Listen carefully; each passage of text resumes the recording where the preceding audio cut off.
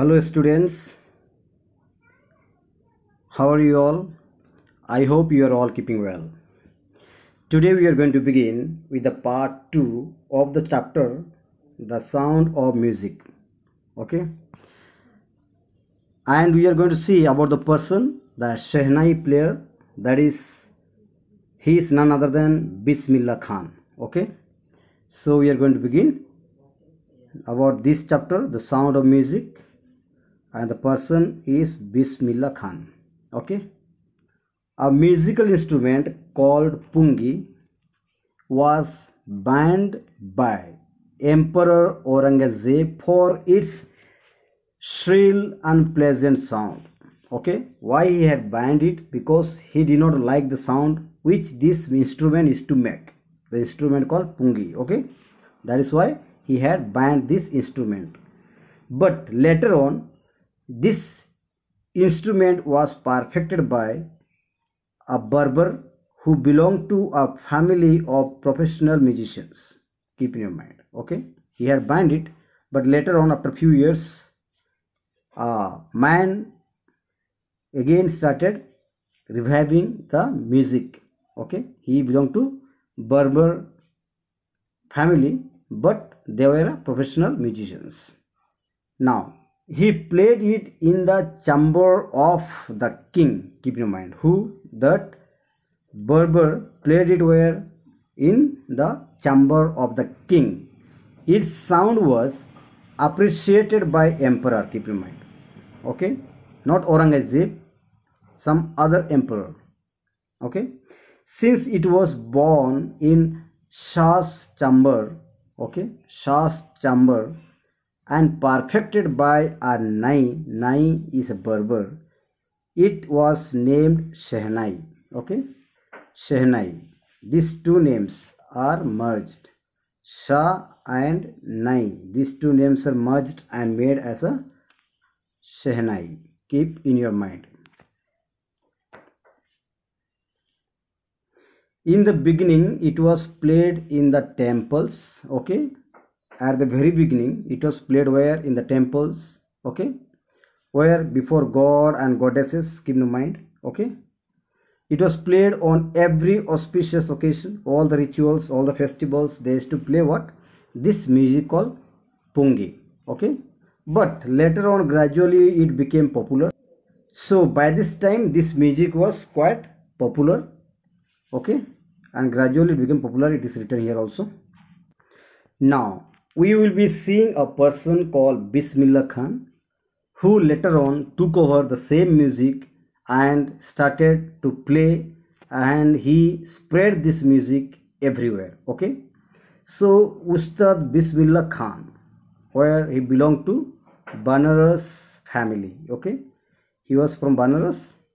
Okay, he was born in 1916. Keep in mind, where Dumrao, that is where in Bihar. Okay, as a 5 years old boy, he would play gilli danda. That is one game almost all of you might have played. Near a pond he used to play. Okay, he used to visit Bihariji temple. Okay, those days when he was playing gilli danda and going around, he used to go to temple also and sing Bhojpuri Chaita there. Okay, that was maybe one kind of chanting song. Later on, he would earn a big laddu from a local Maharaja as prize. Okay, he used to get a big laddu also after that. That is what the life was going on. Now we'll be seeing about his life more. Let us see. At the age of 6, he moved to where? Banaras, where his uncle was there. Okay, his uncle name was Ali Bakhsh, introduced him to the nuances of playing Shehnai. Idea of playing Shehnai, how to play Shehnai, he slowly introduced to this boy called Bismillah Khan. Okay, he was deeply devoted to music. Keep in mind, later on he used to spend most of his time practicing in the bank of the river Ganga. Bismillah Khan used to practice after being introduced by his uncle Ali Bakhsh. Okay, he used to play the music everywhere. He used to practice quietly most of the time in different places. Okay, practice makes perfect, all of you know that. The themes of his music are deeply affected by the flowing of water. Most of the musics were deeply related with the flowing water of the Ganga. Okay, most of the themes were related to that.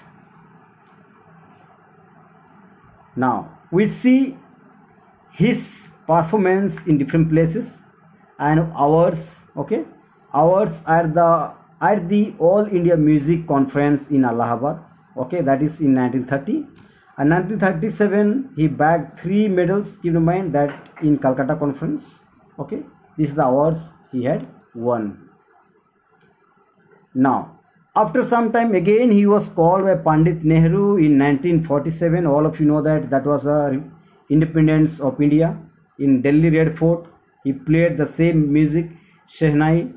Okay, he won many international awards as well. Keep in mind, he loved Banaras and Damrol.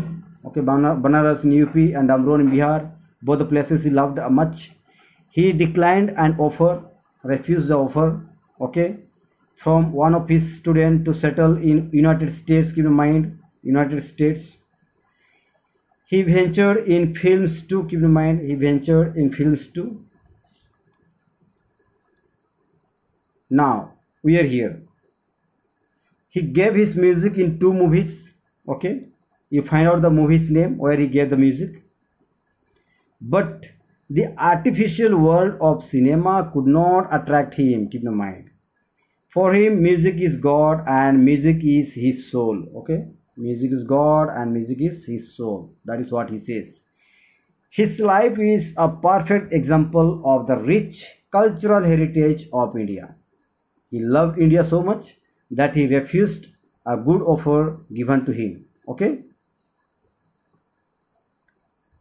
therefore we see he is a perfect example of the rich cultural heritage of India. Okay, so dear students, thank you very much. The Sound of Music part 2 I have explained in gist. You can go through the book also.